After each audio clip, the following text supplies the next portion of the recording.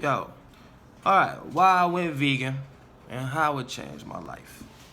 You look up, it seems like everybody and their mama going vegan these days. It's trending, it's a new thing.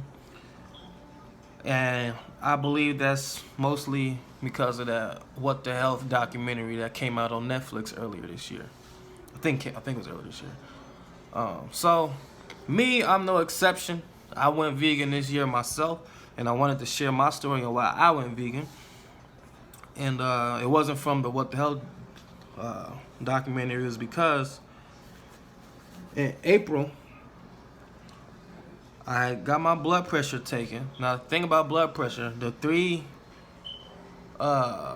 leading causes of death in America is heart disease, diabetes, and cancer. I don't think that was the right order, but those are the top three. So keep that in mind, right? So anyway, I get my blood pressure taken, and if y'all don't know how the whole blood pressure situation works, you get it taken. Two numbers will pop up: the top number and the one number at the top, one number at the bottom. You want the number at the top to be 120-ish or less, and you want the number at the bottom to be 80-ish. And that's what they say. That's the rule of thumb. It really should be a little less than that. So I get mine taken, and my reading is 170 something over 100 and something. High as hell.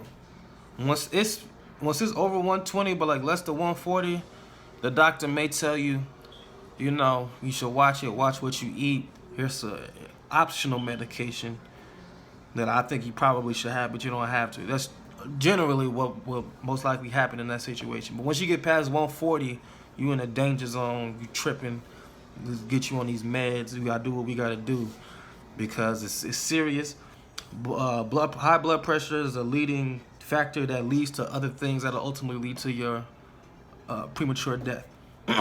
So I see this number in conjunction with the health history of my family, in conjunction with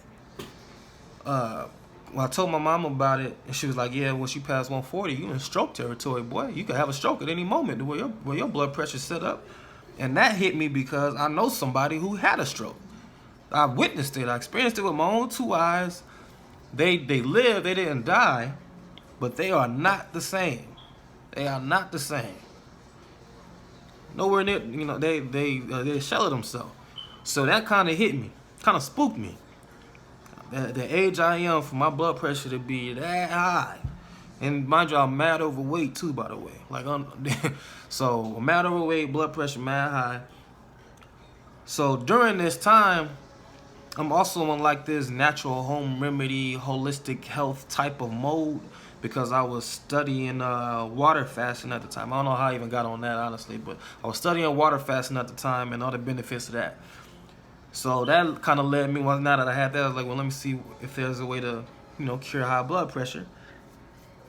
Long story short, I see vegans outlive everybody.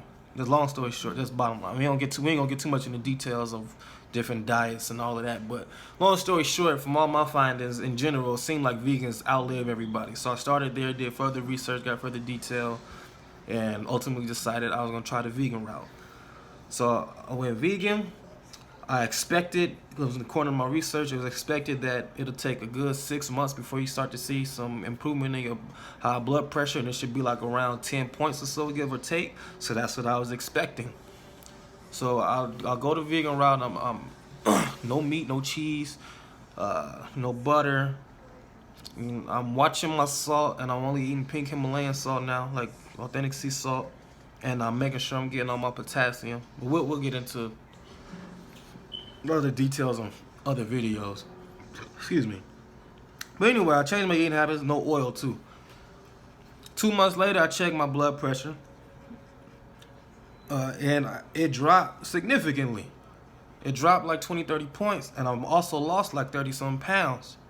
I check it again a month later, it drops again to damn near pretty much the normal range. Now it's just slightly high. I'm in the mid to lower 130s now. That bugged me out. Like, I changed my life. I was real grateful. I feel like I added decades on too much, because also you gotta think at the time when I'm learning about this blood pressure, I'm doing all this research, seeing all the bad things blood pressure does. I got the incident of the person that I witnessed had the stroke in the back of my mind. People around me is dying from something, from either diabetes or something that high blood pressure contributed to, including this person who was close to somebody who was very close to me, who had died of an aneurysm in their 30s. So it's really hitting home for me.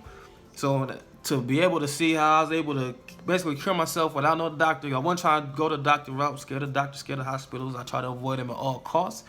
Also, another reason why I didn't want to go to the doctor and take blood pressure medications, everybody y'all know who was on blood pressure medications either was still on them and it wasn't really helping, or the one person I do know that didn't have to take them anymore, at least temporarily, is because they actually changed their eating habits. And then when they relapsed to their old eating habits, they had to get back on the blood pressure medication, which tells me it starts with the food. So why I ain't even bothered doing the medicine route. Plus, on top of that, sometimes a side effect of certain blood pressure medications can be weight gain, and weight gain contributes to high blood pressure. That don't even make no damn sense. That's like drinking water that makes you thirsty. Or that's like drinking pop, because that actually do make you thirsty. So that's why I chose to, try the vegan route first. And if that didn't work, then perhaps I would have just said, whatever, I'd go to the doctor. Also, I also want to do a comparison. Well, actually, I'll tell you what, I'll do that on another video.